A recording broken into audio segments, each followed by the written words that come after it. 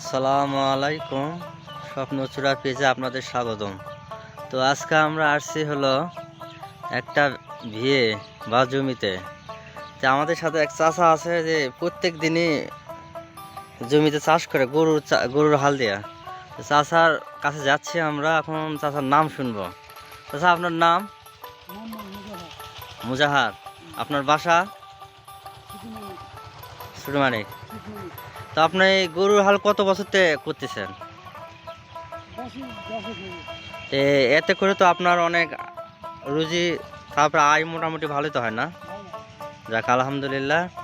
তো আপনার এই বিঘা প্রতি কত করে নেন আপনি? 600। যাক, ইনশাল্লাহ। এই গরুগুলা তো আপনার দেখতে খুব সুন্দর। গরুগুলা কত দিয়ে কিনছিলেন আপনি? 1,20,000। তো মার্শাল্লাহ, ভালো। প্রত্যেক দিন আপনি কত বিঘা পর্যন্ত চাষ করেন এই গরু দিয়া? 1.5 বিঘা। 30 কাঠা না? এতে আপনি খুব সুখে আছেন মোটামুটি, না? আগে মোটামুটি কেমন কষ্টের দিন কাটতো, এখন এটাতে মোটামুটি ভালো, অনেক ভালো, না? যাক, আলহামদুলিল্লাহ। গরুর হাল মানে প্রকৃতভাবে লাঙ্গল দিয়ে হাল, আর খুব মোটামুটি ভালো। তো আমাদের আইমা রসুলপুর ইউনিয়নের এর কত নম্বর ওয়ার্ড আছে আপনার? এটা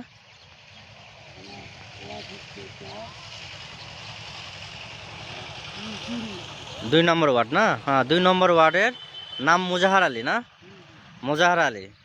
তো চাচার লাঙ্গলের হাল দেখে আমার মোটামুটি খুব ভালোই লাগলো। তো জমি মোটামুটি ভালোই চাষ করে। দেখেন, আপনারা জমির দিকেও তাকে দেখেন, অনেক সুন্দর। আর গরু দুটো এত সুন্দর লাগতেছে। আর চাচা তো প্রকৃত একটা লাঙ্গল দিয়ে তো চাষ করতেছে, মোটামুটি ফসলও মোটামুটি ভালো হয়, না এই হাল দিয়ে? হ্যাঁ, মোটামুটি ভালো হয়। তো যাক, আলহামদুলিল্লাহ, চাচার কথা শুনলাম। তো যাই হোক, যে আমাদের খেটে খামারে যে মানুষেরা যে পরিশ্রম করে, তাদের মূল্যায়ন আমরা ঠিক মতো করবো, তাদের সম্মান করব। তো আজ এই পর্যন্তই। আল্লাহ হাফেজ, ভালো থাকবেন। আর আপনার কি কোনো কথা আছে বলার যে এই হাল সম্বন্ধে? না, তা চাচা কোনো কথা নাই। নেক্সট টাইমে আবার চাচার কাছে আসবো। সবাই ভালো থাকবেন। আল্লাহ হাফেজ।